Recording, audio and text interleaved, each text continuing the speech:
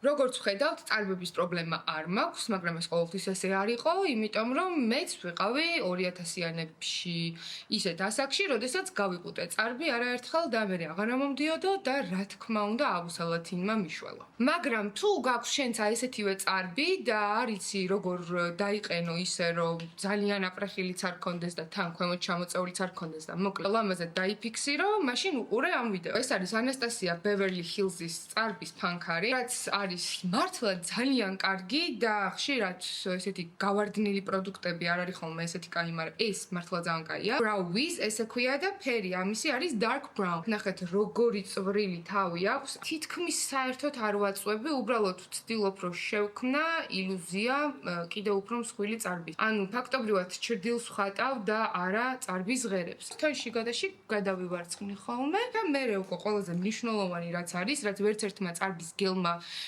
ვერ მოახდინა ჩემ ცხოვრებაში. ანასტასიას წარბის გელი არ მქონია, მაგრამ სხვა გელი ძალიან ბევრი მქონია და მაინც როთა განმავლობაში იჩეჩება ხოლმე ეს წარბები, მაგრამ აი აქ მაქვს მე კატრისის პომადა, რომელიც აი ესე გამოიყურება, არის გამჭვირვალე და ეს არის არაჩვეულებრივი ძალიან კარგი წარბის დამაფიქსირებელი, ისევ ფულის ავიღებ, აი ესე პირდაპირ აქედანვე ავიღებ, იმიტომ რომ ეს მარტო ჩემია, თუ თქვენ სხვაზეც იყენებთ თქვენ მაკიაჟს, მაშინ აუცილებლად უნდა დაიცვათ ეთიკის ნორმები და ჰიგიენა და აუცილებლად უნდა გადმოიტანოთ რამე სუფთა ზედაპირზე და იქიდან აიღოთ ნებისმიერი პროდუქტი და არა თვითონ თავისივე შეფუთვიდან.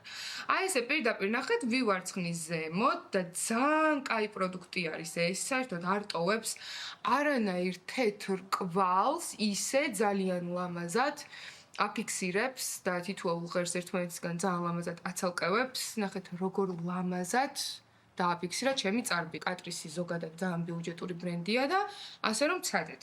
და თუ ჩაგივარდებათ მომენტი, რომ ანასტასიას Brow Wiz შეიძინოთ, მაშინ ესეც შეიძინეთ, იმიტომ რომ მართლა ძალიან კარგია.